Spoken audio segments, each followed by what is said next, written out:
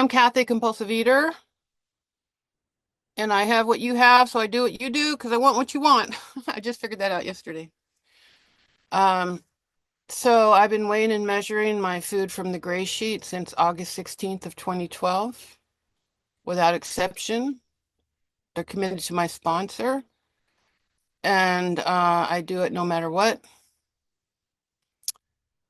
nothing in between, etc. Apologies to a couple of people here. I was talking last Saturday, and they're here. So, yeah, so I started out in life pretty broken and very vulnerable and hurt, and thank God for food, just it's the thing I love. I love now, I love then, and it really gave me something to live for. But then I ended up being about 285 pounds, and I was 24, and I'm like, oh my God, it's going to take forever for me to have a stroke and die. I just can't do it. I can't bear it. I got to figure out the hell's wrong with me.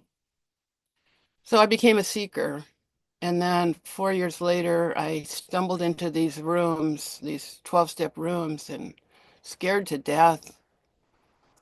I'd already lost some weight. I first went to the beverage program, and then, oh my God, the food just, I was just unable to be alive, without eating all the time. So then I went to OA in 1982. Just the short, quick version is I was in, and it was Gray Sheet at the time. They had a food plan. Did very well. But when I was 10 years in, I left because I wanted to get a boyfriend, and I just thought, well, I guess these can't coexist. I was in LA. There was only two of us, two other people that were doing it with me. It was just a different era, a whole different like century.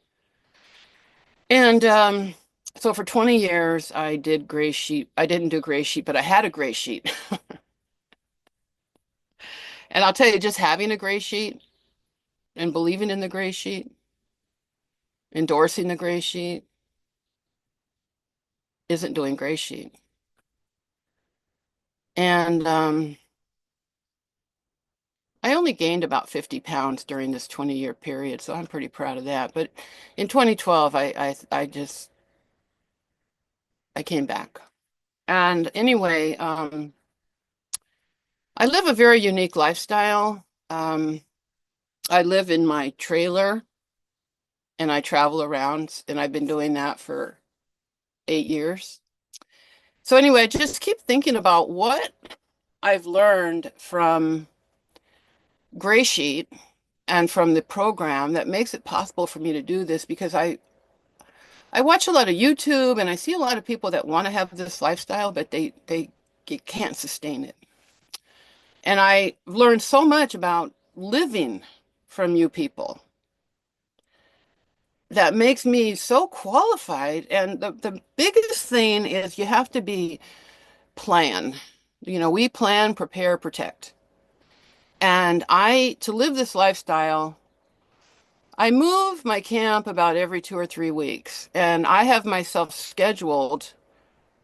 The longest I can schedule with my campground membership, is 4 months in advance. So I've got my itinerary. I love it. I just love it. Other people like, I don't want to plan. I just want to do what I feel like. Well, with our food plan, it's a plan. And I already know how to do that. So, I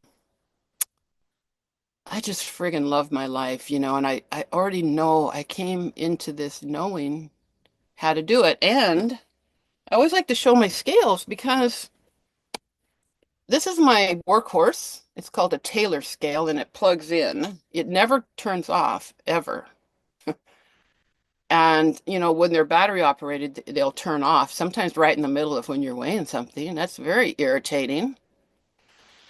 So this one can run on batteries, but these are about $65. This is my second one this time around, so this is beautiful. And then I have, this is in my purse at all times, my Joseph and a spare battery. In my lifestyle, I think, what can happen? What can go wrong? What can happen? And how can I be okay? And I used to travel with my dog before she passed away. And, I was very, very concerned about my dog, like if it gets too hot or too cold, or we got to have water and food. And I'm always thinking, what can happen? I've got spare keys. I've got my car's four-wheel drive, So this is what it is with this program, what can go wrong? I swear I will never be without a scale.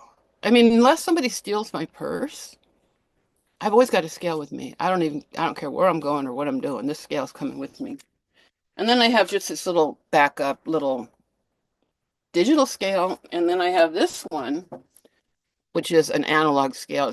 I hate this thing, but if you go on a cruise, the boat's moving and these digital scales just are bouncing around. That's not going to work. So, I mean, I don't go on cruises all the time, but even though I live in a small space, I have all the scales I need. I'm sure more people have more than this. Um, Another thing is trusting my gut. This is what everyone says who lives this lifestyle, especially women. You got to trust your gut. That's how you stay safe. You go somewhere and you just get a bad feeling. Get the hell out of there. Just go. And I couldn't trust my gut when I was eating because my gut was my whole psyche, everything about me was just clogged up with gunk, and my head was not right. I didn't trust my emotions. I was gaslit my whole life. And being a gray sheeter, you can't fuck with me. That's one thing I put in my Facebook page, and pardon me for anyone whose objections to cussing, that I'm unfuckwithable. And that just comes with the territory of being a gray sheeter. Um, it's hard being a gray sheeter because like there's no escape, I can't hurt people or do bad things or I used to steal all the time. I mean, steal and I could just numb out. I didn't have to deal with the immediate consequences of guilt. But now I got there's no wiggle room. It's made me a much better human being. Um, and number 10 meals, we insist on excellent food here. I know there's probably other theories of life or of food where I've heard some things that would not work for me, like for instance, being like neutral around food. I mean, like how would that ever be possible for someone like me? I freaking love food. And my meals, I get to, this is the thing. There must be, when you eat food and you're guilty about it, because I shouldn't be eating this, it must release some kind of chemical that causes bad damage to your body, the food and the guilt. But with this thing, it's committed, it's on the gray sheet. I get to, and it must again release some kind of hormone or chemical or something that it's happiness, the food and the happiness together.